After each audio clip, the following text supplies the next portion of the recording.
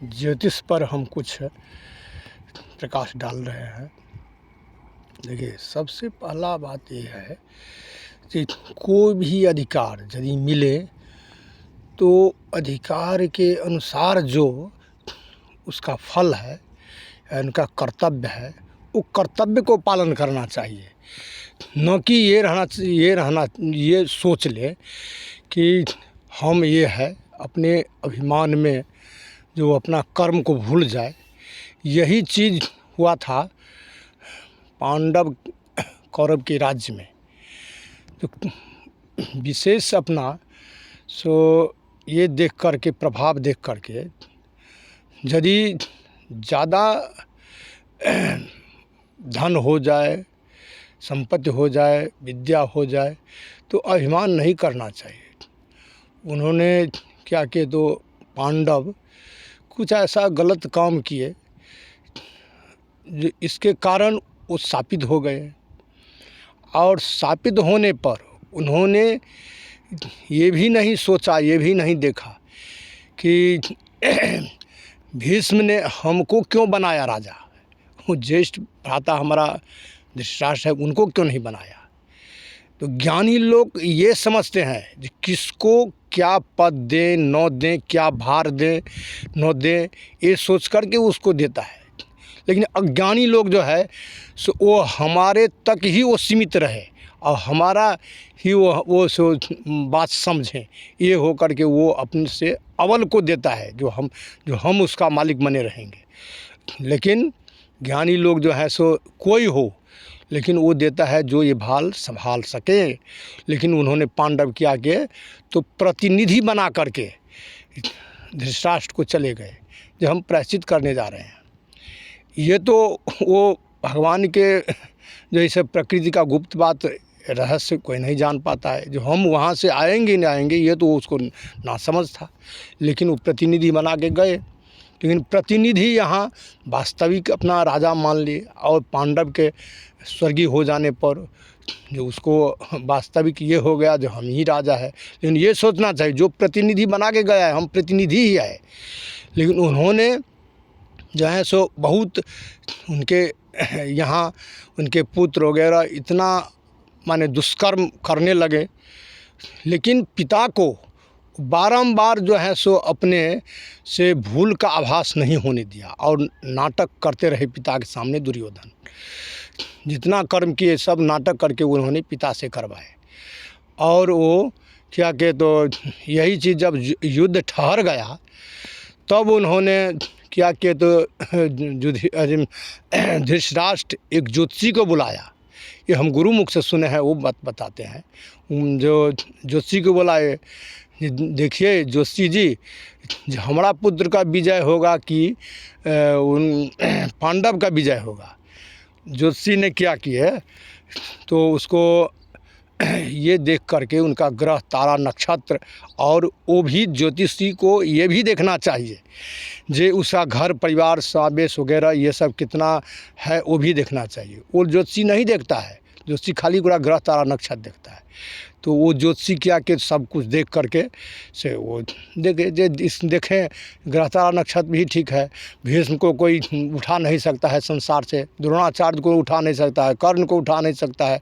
तो इसको तो देवता भी असमर्थ है इनके बल में, तो इसको कौन, इसको विजय तो होगा ही।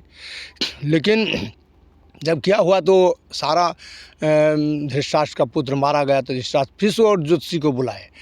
तो कोई क्या ज्योतिषी जी, आपका ज्योतिष विद्या भी फेल होता है। तो ज्योतिषी जी कहते हैं, देखिए हमारा ज्योतिष विद्या जो है या ज्योतिष शास्त्र जो है, कभी कोई यदि सोच लेता है तो वो गंदा व्यक्ति है, वो मिथ्या है ही नहीं, वो ध्रुव सत्य है, अटल सत्य है, जो प्रकृति के गुप्त रहस्यों को निकाल करके भूत भविष्य वर्तमान को दे देता है, सामने प्रकट कर देता है ग्रह, तारा, नक्षत्र इत्यादि के ज्योति के माध्यम से। तो वही तो ज्योतिष विद्या है। तो उन्होंने हम तो ध्रुव सत्य जो है जो वो बताए हैं। तो फिर ऐसे क्यों हुआ जो हमारा सारा पुत्र नष्ट हो गया, का पहले क्यों नहीं बताए।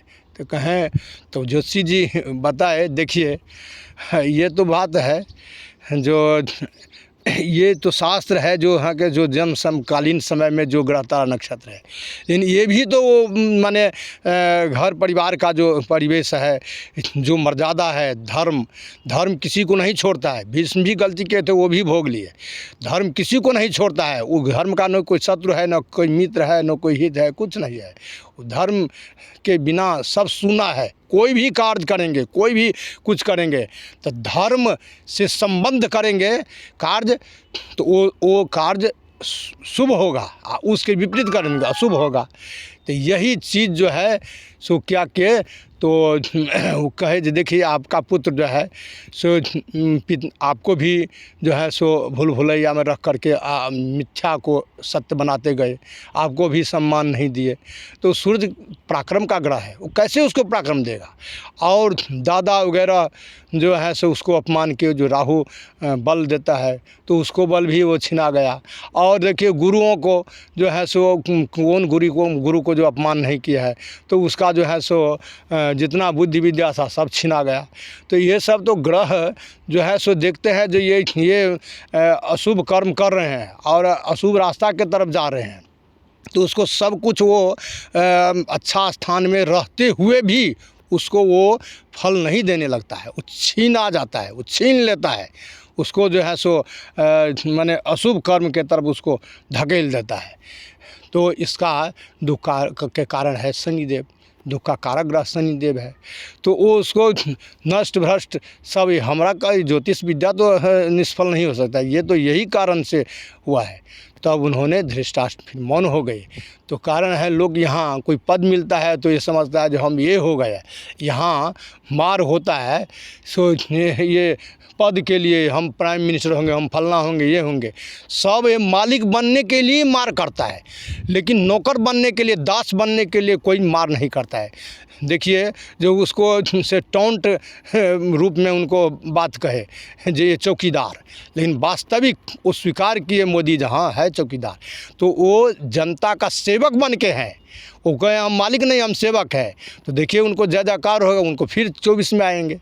और जो आदमी समझता है जब मालिक है जनता का, वो अशुभ कर्म किए हैं और कर रहे हैं, वो समझ लीजिए गया, गोल गया, वो कहीं का नहीं वो रह जाएगा। तो इसी कारण से उसको से है सो वो अशुभ फल मिलता है। ये लोग समझ नहीं रहा है, अशुभ कर्म के तरफ ज़्यादा भागता है, शुभ कर्म करना नहीं चाहता है। धर्म किसी को नहीं छोड़ता है। जो कोई सोचता है वो गंदा व्यक्ति है, वो कभी भी अति नहीं होता है, सफल नहीं होता है।